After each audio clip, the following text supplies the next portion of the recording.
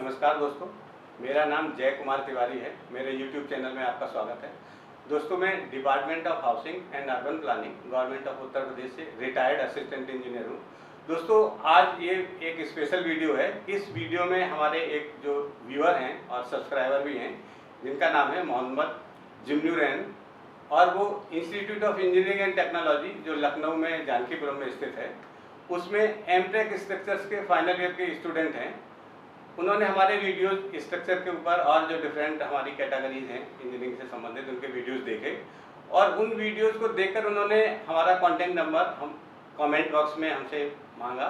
जब हमने उनको कॉन्टैक्ट नंबर दिया तो उन्होंने हमसे फ़ोन करके संपर्क किया और एक क्वेश्चन आंसर सेशन रखने के लिए हमसे रिक्वेस्ट किया। तो अब हम हैंडओवर करते हैं अपने व्यूअर को। वो आपको अपना परिचय बताएंगे और बताएंगे कि उनके क्या क्या क्वेश्चंस हैं और इस चैनल के स्टूडियो तक आने में उनको क्यों आवश्यकता पड़ी, क्या वो विशेष बात जानना चाह रहे हैं जो वीडियो से हट के हमारे स्टूडियो में आके समझना चाह रहे हैं। Over to Jinnu. नमस्कार व्यूअर्स, मेरा नाम है मोहम्मद जिन्नूरैन और मैं IIT लखनऊ का एमटेक स्ट्रक्चरल इंजीनियरिंग का सेकेंड ईयर का छात्र हूँ। सर के वीडियोस में काफ़ी समय से देख रहा था। जो चीज़ें आज से लेके 2 साल तक जो मुझे जानकारी प्राप्त हुई है, वो बड़े शॉर्ट में और बड़े स्ट्रेट फॉरवर्ड लैंग्वेज में जो आम आदमी के समझ में आ जाए, जो घर बनाना चाहते हैं या नक्शा पास कराना चाहते हैं, वो सर ने काफ़ी शॉर्ट में 5-6 मिनट में बता दिया। जो कि एज़ मैं जो स्ट्रगल किया हूँ 2 साल जानने में, पहचानने में इन चीज़ों को, कुछ लोग सही बताते हैं, कुछ लोग गलत बताते हैं, सही पॉइंट्स पकड़ में आ नहीं पाता, वो मुझे सर के वीडियो से डायरेक्टली पता चल गया कि हाँ, हमने जो सीखा वो सारी चीज़ें सही थी।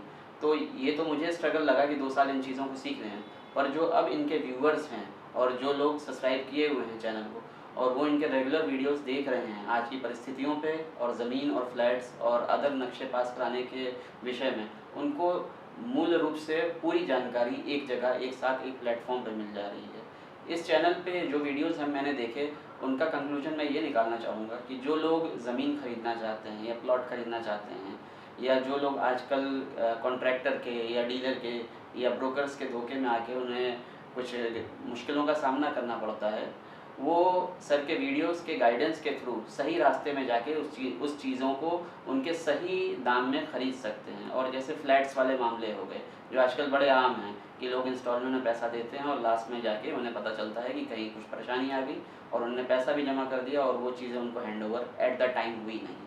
और सबसे बड़ी बात है नक्शा पास कराने की, जो LDA है या डेवलपमेंट अथॉरिटी है, किसी भी सिटीज़ का ले लें आप, उत्तर प्रदेश की बात करें या उत्तर प्रदेश के बाहर की बात करें, जो भी नियम के अंतर्गत जो लोग बिल्डिंग के लिए अवेयर नहीं हैं, जैसे फॉर एग्जांपल लोगों का बड़ा भ्रम है कि 1000 स्क्वायर फीट के नीचे जो है या 100 मीटर स्क्वायर के नीचे हमें कोई भी नक्शा पास कराने की ज़रूरत नहीं है, लेकिन वो भी कुछ कंडीशंस के तौर पे हैं।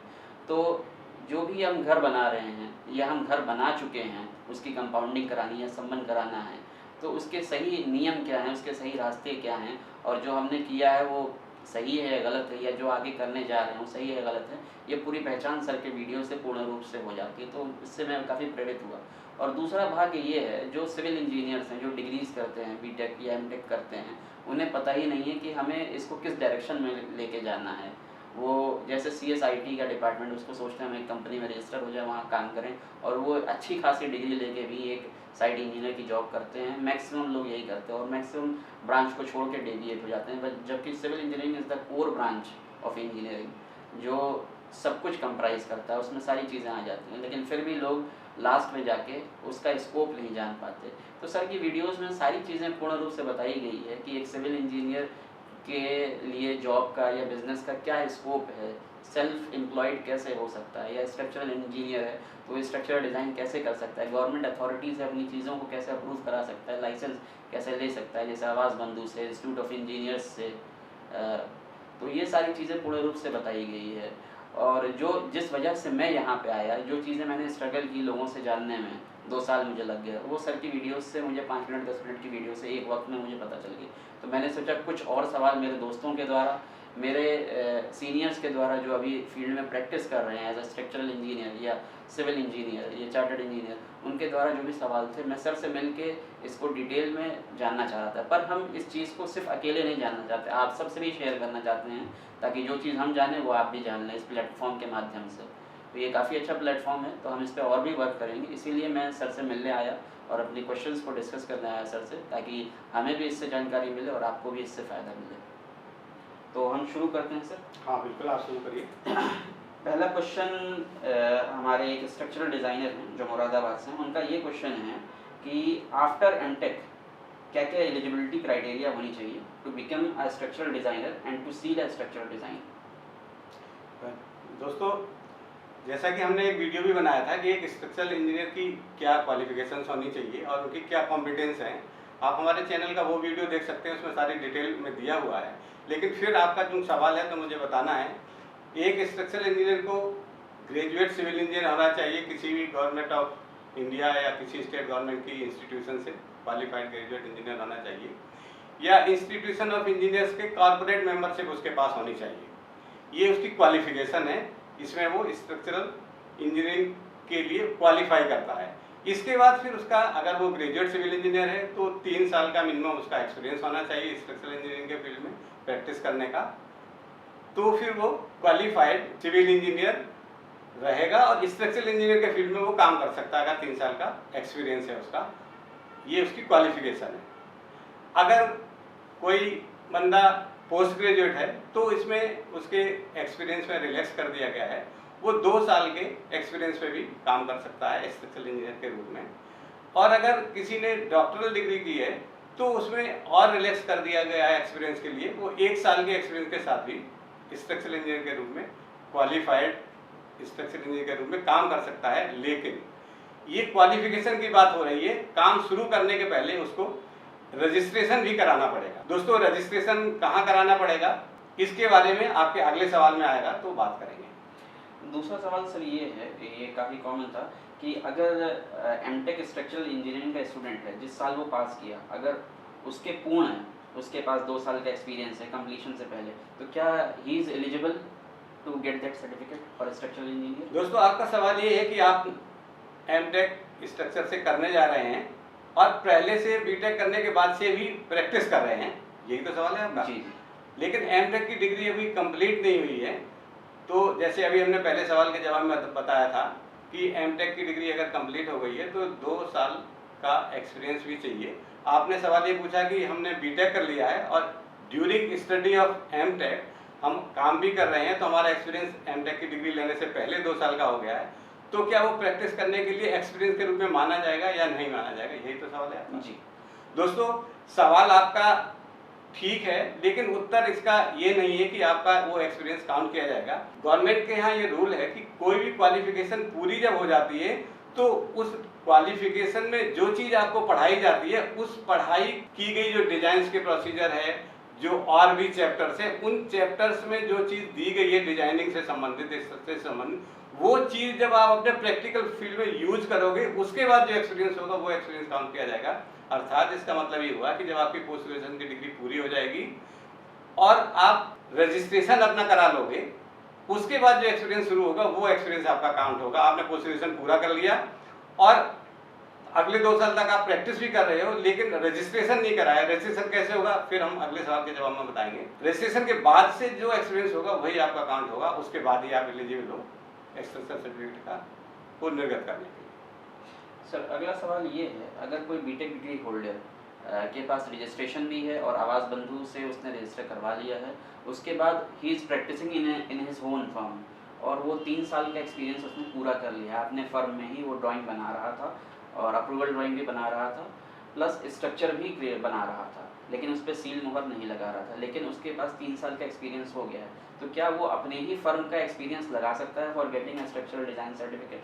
दोस्तों, स्ट्रक्चरल डिजाइन सर्टिफिकेट लगाने के लिए एक्सपीरियंस की आवश्यकता नहीं है, क्वालिफिकेशन पूरी होनी चाहिए और जिस इंस्टीट्यूशन में जिस जगह रजिस्ट्रेशन कराना है वो रजिस्ट्रेशन पूरा होना चाहिए। रजिस्ट्रेशन के बाद जो एक्सपीरियंस आएगा वो काम होगा। रजिस्ट्रेशन का मतलब ये है कि जैसे आपने डिग्री कर लिया, चाहे बीटेक कर लिया या एमटेक कर लिया, और आपने डिग्री कहाँ से किया ये किसी गवर्नमेंट डिपार्टमेंट ने वेरीफाई नहीं किया, आपने एक फॉल्स मान लीजिए फेक डिग्री का सर्टिफिकेट लगा दिया, आप खुद ही लगा रहे हैं और खुद ही क्वालिफिकेशन अपनी दिखा रहे हैं और इससे प्रैक्टिस करना शुरू कर देते हैं, तो आपको उस इंस्टीट्यूट से, उस बॉडी से, गवर्नमेंट की जो बॉडी है चाहे वो विकास प्राधिकरण हो, नगर निगम हो, या गवर्नमेंट ने जो भी नॉमिनेट कर रखे हैं, वहाँ से आप रजिस्ट्रेशन कराएंगे तो आपने सारे डॉक्यूमेंट वहाँ देंगे, वो डॉक्यूमेंट वेरीफाई हो जाएंगे, फिर रजिस्ट्रेशन का नंबर मिलेगा।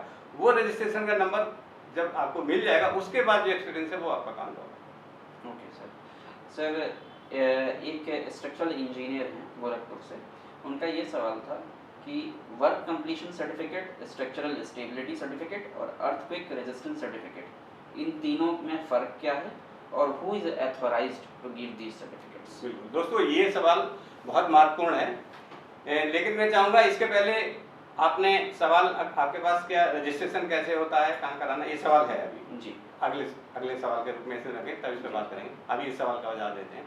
आपने पूछा कि कंप्लीशन सर्टिफिकेट कैसे जारी हो सकता है, कौन इसके लिए एलिजिबल है, भूकंप रोधी सर्टिफिकेट कौन जारी कर सकता है, कौन इसके लिए एलिजिबल है, और स्ट्रक्चरल सेफ्टी सर्टिफिकेट कौन जारी कर सकता है, कौन इसके लिए एलिजिबल है। ये 3 सवाल आपके हैं दोस्तों। तो इसको हम क्रम से लेते हैं। देखिए, कंप्लीशन की बात तो तब आएगी जब बिल्डिंग बन जाएगी। सबसे पहले तो बात आती है नक्शा पास कराने से पहले क्या हमें बनाना है, उसकी डिजाइन कैसी होगी, इसका स्ट्रक्चर कैसा होगा, इसकी बात आती है। तो हम आपको इसके डॉक्यूमेंट्स के साथ, प्रूफ के साथ देते हैं ताकि आपके भविष्य में ये काम आएगा। देखिए, हमारा ये बिल्डिंग बायलॉज की बुकलेट है। बिल्डिंग बायलॉज की बुकलेट में चैप्टर नंबर 1 है। चैप्टर नंबर 1 में 1.2.4 जो पॉइंट है उसमें दिया हुआ है, अनुज्ञापित तकनीकी व्यक्ति का तात्पर्य क्या है। ठीक है ना, तो इसका हम पढ़ के बताते हैं, आप समझिएगा। अनुज्ञापित तकनीकी व्यक्ति का तात्पर्य ऐसे प्रोफेशनल से है जो उत्तर प्रदेश नगर योजना और विकास अधिनियम 1973 की धारा 57 खंड D, UP planning and urban development act की जो धारा 57 डी है, उसके अंतर्गत जो बिल्डिंग बायलॉज, जिसकी बुकलेट की हम बात करेंगे, बिल्डिंग बायलॉज है, इस धारा, इस UP planning and urban development act के अंतर्गत ये बिल्डिंग बायलॉज बनाया गया है। इस बिल्डिंग बायलॉज के अंतर्गत, बिल्डिंग बायलॉज के अधीन रजिस्टर्ड हो तथा किसी अधिनियम के अंतर्गत गठित किसी निकाय जिसके अधीन उक्त प्रोफेशनल अधिशासित हो के अधीन पंजीकृत हो। मतलब क्या है कि UP planning and urban development act के अंतर्गत ये बिल्डिंग बायलॉज बनाया गया। इस बिल्डिंग बायलॉज के अंतर्गत स्थानीय निकायों को, गवर्नमेंट की बॉडीज को ये अधिकार दिया गया है कि वो अपने आप प्रोफेशनल को रजिस्टर करें। तो उस प्रक्रिया के अंतर्गत जो रजिस्टर्ड होंगे वही प्रोफेशनल कहलाएंगे अपने प्रैक्टिस करने के लिए। और प्रोफेशनल के पंजीकरण हेतु जो रिक्वायरमेंट्स हैं वो इसी बुकलेट में अनुलग्नक 1 के रूप में दी गई हैं। इस पर अभी हम बात करेंगे। ये अनुलग्नक 1 है जो हमारे वीडियो में भी दिखाया गया है कि क्या क्या क्वालिफिकेशंस रिक्वायर्ड हैं, वही अनुलग्नक 1 में दिखाया गया है। इसके बाद ऐसे सिविल इंजीनियर्स जो इंस्टीट्यूशन ऑफ इंजीनियर्स के साथ पंजीकृत हैं, मतलब जिन्होंने स्थानीय लोकल बॉडी में इस एक्ट के अंतर्गत रजिस्ट्रेशन करा लिया है, वो ठीक है। अगर किसी ने नहीं कराया है और उन्होंने इंस्टीट्यूशन ऑफ इंजीनियर्स में कॉर्पोरेट मेंबरशिप ले रखी है या चार्टर्ड इंजीनियर का ले रखा है या स्ट्रक्चर इंजीनियर या सिविल इंजीनियर के रूप में पंजीकृत हो। दोस्तों, बात करते हैं भूकंप रोधी सर्टिफिकेट कौन जारी कर सकता है। दोस्तों, जो हमारे रजिस्टर्ड स्ट्रक्चरल इंजीनियर हैं उनको भूकंप रोधी सर्टिफिकेट मानचित्र स्वीकृत होने से पूर्व जब जमा करते हैं तो डिफरेंट प्रारूप हैं, उन पर बिल्डिंग इंफॉर्मेशन शेड्यूल बना हुआ है, उसके अंतर्गत अपनी डिजाइनिंग की पूरी कैलकुलेशन देनी पड़ती है। वो कैलकुलेशन देने के लिए हमारे रजिस्टर्ड जो स्ट्रक्चरल इंजीनियर हैं, जिनकी क्वालिफिकेशन अभी हम पहले बता चुके हैं, वो अधिकृत हैं और वो ही भूकंप रोधी सर्टिफिकेट देने के लिए सक्षम है। अब बात करते हैं कंप्लीशन सर्टिफिकेट देने की बात है। दोस्तों, भूकंप रोधी सर्टिफिकेट के साथ ही निर्माण से पहले मानचित्र स्वीकृत करने की प्रोसेस के समय ही जो रजिस्टर्ड हमारे स्ट्रक्चरल इंजीनियर हैं उनको पूरे स्ट्रक्चर सेफ्टी सर्टिफिकेट से संबंधित डिटेल भी देनी पड़ती है। उसके लिए भी हमारे पास प्रारूप है बिल्डिंग बायलॉज में, जिसको कि परिशिष्ट 9 के रूप में दिया है। आप बिल्डिंग बायलॉज में इसको खोल के देख सकते हैं। परिशिष्ट 9 पर अपना सर्टिफिकेट वो देंगे स्ट्रक्चर सेफ्टी से संबंधित। इसमें जो बिल्डर है उसके साइन होंगे, जो स्ट्रक्चरल इंजीनियर है उनके साइन होंगे, उनका रजिस्ट्रेशन नंबर पड़ेगा और जिस आर्किटेक्ट ने उस बिल्डिंग को डिजाइन किया है आर्किटेक्चर के रूप में, वो भी अपना सील लगाएगा और अपना सर्टिफिकेट देगा। इस संयुक्त हस्ताक्षर से स्ट्रक्चर सेफ्टी सर्टिफिकेट मानचित्र स्वीकृत करते समय जमा किया जाएगा और जब बिल्डिंग का निर्माण पूरा हो जाएगा तो इन्हीं तीनों लोगों के संयुक्त हस्ताक्षर से कंप्लीशन सर्टिफिकेट भी जारी किया जाएगा। और कंप्लीशन सर्टिफिकेट के लिए भी वही स्ट्रक्चर इंजीनियर अधिकृत है जिन्होंने स्ट्रक्चर की डिजाइन की है और नक्शा पास करते समय जिसके लिए पूरा डिटेल कैलकुलेशंस अपनी शीट पे लगा के जमा की है और बिल्डिंग की स्ट्रक्चर्स की डिटेल भी दी है पूरे रीइंफोर्समेंट से संबंधित। वही इंजीनियर वही स्ट्रक्चरल इंजीनियर इसके कंप्लीशन सर्टिफिकेट जारी करने के लिए भी अधिकृत है। बिल्डिंग वायलर में कंप्लीशन सर्टिफिकेट जारी करने के लिए भी प्रारूप है, उस निर्धारित प्रारूप पर ही स्ट्रक्चरल सर्टिफिकेट जारी किया जाना अनिवार्य है। सर अगला क्वेश्चन ये है कि if a person is MTech degree holder और उसने आईईआई में भी रजिस्ट्रेशन करा रखा है और आवास बंधु की आईडी ले रखी है, लेकिन स्ट्रक्चर के लिए उसने कोई रजिस्ट्रेशन नहीं कराया है, तो क्या वो विकास प्राधिकरण में एलडीए में नक्शा ओबीपीएस ड्राइंग सबमिट करने के लिए एलिजिबल है विदाउट आवास बंधु आईडी? दोस्तों, आवास बंधु में अगर मानचित्र सबमिट करने की बात है जो www.upobpas.in पर होता है, उसमें आवास बंधु से आईडी लेना अनिवार्य है, क्योंकि वो आईडी ही आपकी लिंक हो जाती है यूपी पास के सिस्टम पर। जब तक आप आईडी नहीं लेंगे तो आपकी आईडी लिंक कैसे होगी? और उसमें आपकी qualification minimum graduate civil engineer है, एमटेक स्ट्रक्चर या अतिरिक्त क्वालिफिकेशन से उसका कोई सीधा संबंध नहीं है। उसका सीधा संबंध आपका यूपी पास पर आवास बंधु द्वारा बनी गई आईडी को लिंक करने से। जब तक आप आईडी नहीं बनाएंगे, एलटीपी रजिस्ट्रेशन नहीं कराएंगे पोर्टल पर, तब तक आप नक्शा सबमिट नहीं कर सकते। आज इतने ही क्वेश्चंस थे और आप सभी व्यूअर्स से रिक्वेस्ट है कि वीडियो को ज़्यादा से ज़्यादा शेयर और लाइक करें, ताकि जो भी जानकारियाँ आप प्राप्त कर रहे हैं और भी लोगों तक पहुँचे और लोग धोखे से और किसी मुश्किल से बच के रहें और सही रास्ते पे सही सर्टिफिकेट्स जारी करा के अपने काम को जारी रखें और सेफ मोड में वर्क करें। Thank you. दोस्तों, मैं अब बात करूंगा मोहम्मद जिन्नूरन से कि आपके सारे सवाल जो आप लेके आए थे आज की डेट में, उनमें कोई संशय, कोई शंका या कोई और पूछने का सवाल बचा हुआ है, या इन सवालों के सारे जवाब आपको पूरी तरह संतुष्ट हो गए हैं? सर जो भी सवाल मैं लेके आया था स्ट्रक्चरल इंजीनियरिंग से रिलेटेड, वो सारे सवाल के पूर्ण रूप से जवाब मिल गए हैं और मैं उम्मीद करता हूँ जो भी लोग देख रहे होंगे उनको भी ये सारी चीज़ें बहुत अच्छे से समझ में आई होगी। चलिए, थैंक यू जिन्नूरन जी। और मैं अपने व्यूअर से बात करूंगा, दोस्तों ये चैनल उन सारे सवालों के जवाब के लिए, उन सारी समस्याओं के हल के लिए पैशनेट है जो आपके मकान बनाने के सपने को पूरा करने में बाधा आती है। कहीं भी आपको शंका है अपने मकान बनाने के लिए, प्रॉपर्टी खरीदने के लिए, सिविल इंजीनियरिंग से संबंधित, नक्शा पास कराने से संबंधित, रियल एस्टेट से संबंधित, या पूरे इंडिया में इंफ्रास्ट्रक्चर के डेवलपमेंट से संबंधित कोई भी आपका सवाल है, उसके लिए नियम संगत जो हमारे एक्ट में, गवर्नमेंट जियोज में जो प्रोविजन है, उनके लिए आपको जवाब देने के लिए, उनके लिए आपकी किसी भी तरह किसी सीमा तक जाके मदद करने के लिए चैनल पैशनेट है। और इसी ऊर्जा के साथ मैं आपसे भी आह्वान करूंगा कि आपके कोई सवाल है तो आप कमेंट करिएगा, और आपका व्यक्तिगत मिलने का कोई अगर हल होता है कि आप मेरे से मिलकर अपनी समस्या हल कर सकते हैं, तो आपका स्वागत है। आप जब चाहें आपसे मिल सकते हैं, हमसे कॉन्टैक्ट कर सकते हैं। नमस्कार दोस्तों, ये वीडियो यही समाप्त होता है। अगले वीडियो में किसी महत्वपूर्ण जानकारी के साथ आपके सामने फिर उपस्थित